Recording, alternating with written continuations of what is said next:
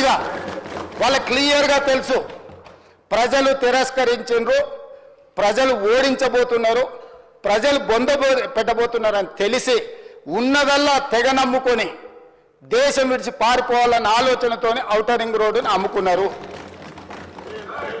అయితే ఈరోజు మాజీ ఆర్థిక శాఖ మంత్రి, ఎందుకంటే వారు ఆర్థిక శాఖ మంత్రిగా ఉన్నప్పుడే అది అమ్మిండ్రు, ఈరోజు వారే డిమాండ్ చేసిండ్రు ఈ ఔటర్ రింగ్ రోడ్ అమ్మకం మీద మీరు విచారణ ఇవ్వండి అని.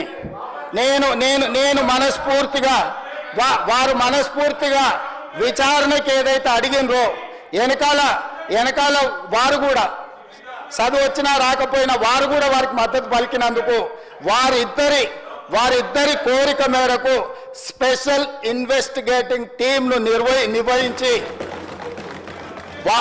ప్రధాన ప్రతిపక్షం కోరిక మేరకు ఔటర్ రింగ్ రోడ్డు టెండర్కు సంబంధించి ప్రైవేటు సంస్థలకు కట్టబెట్టిన విధానాల మీద ఈ సభ ద్వారా ఈ సభ్యులందరి ఆమోదంతో విచారణకు నేను ఆదేశిస్తున్నా. తమరి విచారణకు అనుమతి ఇవ్వాల్సిందిగా విచారణకు సంబంధించిన విధి విధానాలు స్పష్టంగా తెలంగాణ రాష్ట్ర ప్రజలకు నేను హరీష్ రావు గారి కోరిక మేరకు ఔటర్ రింగ్ రోడ్డు టెండర్ విషయంలో పూర్తి స్థాయి విచారణకు ఆదేశిస్తున్నాను.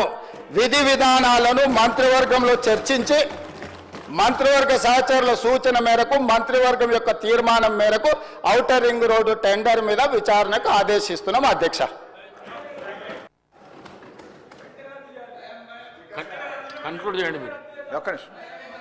నేను అలాగ బోను కానీ సార్ రికార్డులు వెరిఫై చేస్తే మీకు తెలుస్తుంది.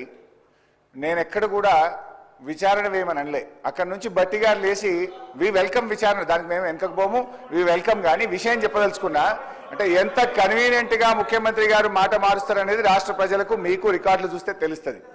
బట్టి గారు లేచి పదే మీలాగా ఓఆర్ఆర్ అమ్ముకోలేదంటే మీకు అంత ఇష్టం లేకపోతే దాన్ని రద్దు చేయండి, వాపస్ తీసుకోండి అని నేను అన్నా. అయితే ఇప్పుడు ముఖ్యమంత్రి గారు లేచి సరే విచారణ వేస్తామన్నారు, వి వెల్కమ్. కానీ నేను ఈ సందర్భంగా కోరేది ఏంటంటే ముందు రద్దు చేసి ఆ విచారణకు ఆదేశించండి, రద్దు చేయండి అని చెప్పి ఆ టెండర్లు రద్దు చేసి విచారణకు ఆదేశించాలని మీ ద్వారా కోరుతా ఉన్నాను. ఇకపోతే అధ్యక్ష నీకు దాంట్లో పోతే డైవర్ట్ అవుతుంది కనుక I will come back to అప్పులు.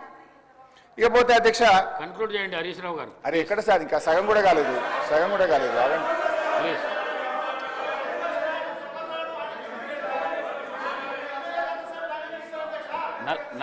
నలభై నిమిషాలు మాట్లాడండి మీరు. అంటే ఎన్ని ఇంటరప్షన్స్ సార్? ఇప్పుడు ముఖ్యమంత్రి గారు లేచిరి, బట్టి గారు 3 సార్లు లేచిరి, పొంగులేటి గారు లేచిరి, మా రాజగోపాల్ రెడ్డి అన్న గారు లేచిరి, ఇంతమంది డిస్టర్బ్ చేస్తే నేను అంటే వాళ్ళకి ఆన్సర్ చేయడానికి టైం అంతా పోయింది కదా సార్. 40 minutes మీరు మాట్లాడింది సార్. ఇది important subject sir, important subject sir. అయితే అధ్యక్ష గౌరవనీయులు బట్టి విక్రమార్క గారు మాట్లాడుతూ ఇప్పుడు ఏమంటారంటే మేము ఏదో అప్పులు కట్టామన్నారు. బీఆర్ఎస్ ప్రభుత్వం